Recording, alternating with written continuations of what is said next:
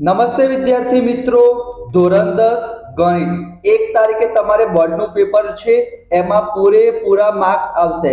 5 પેપરનું સંપૂર્ણ સોલ્યુશન. બહુ જ મજા આવી જશે. બધા જ વિડીયો તમે જોઈ લેશો ને, તમારા પૂરેપૂરા માર્ક્સ આવશે. તો ફટાફટ વિદ્યાર્થી મિત્રો ચેનલને સબસ્ક્રાઇબ કરી દેજો.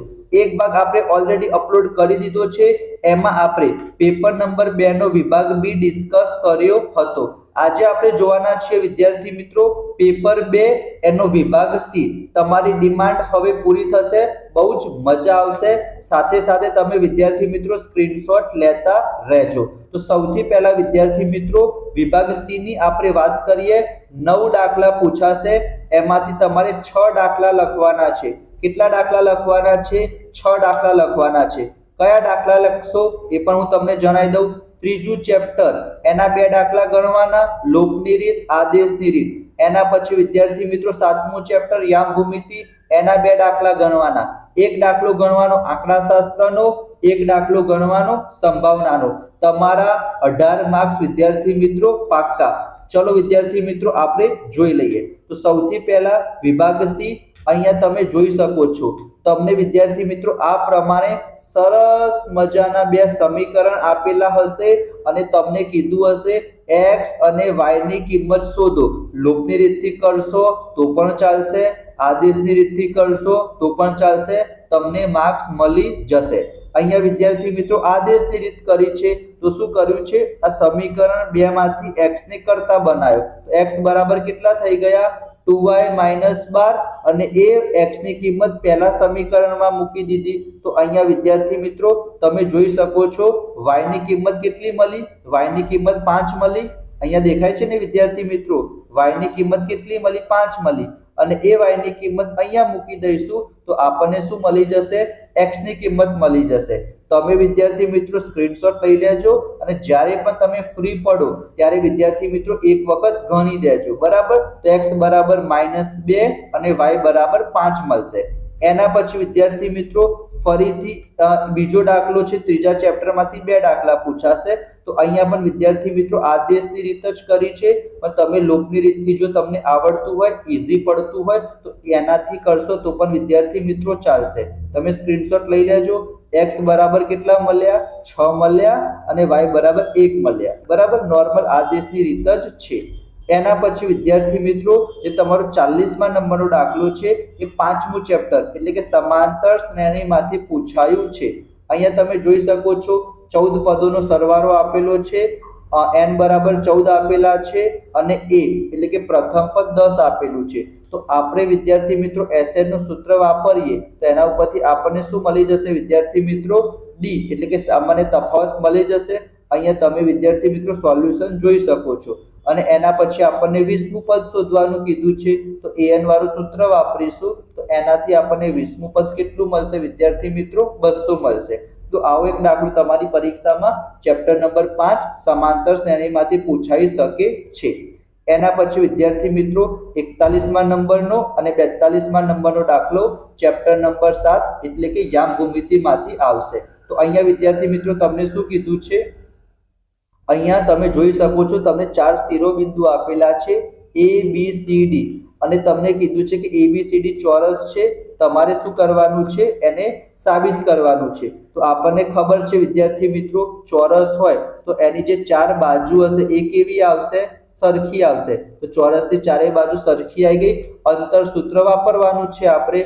અને AC અને BD આ 2 વિકર્ણ છે. તો 2 વિકર્ણ પણ કેવા આવશે? સરખા આવશે. તો ચારે બાજુ સમાન અને એના વિકર્ણો પણ સમાન. તો ABCD ચોરસ છે. તો આવું તમારી પરીક્ષામાં સહેલું પણ પૂછાઈ જાય. 7.1 ના વિદ્યાર્થી મિત્રો અહીંયા હું લખીને રાખું છું. 7.1 ના વિદ્યાર્થી મિત્રો છેલ્લા 4 દાખલા કરી દેજો. 7મા નંબરનો, 8મા નંબરનો, 9મા નંબરનો અને 10મા નંબરનો.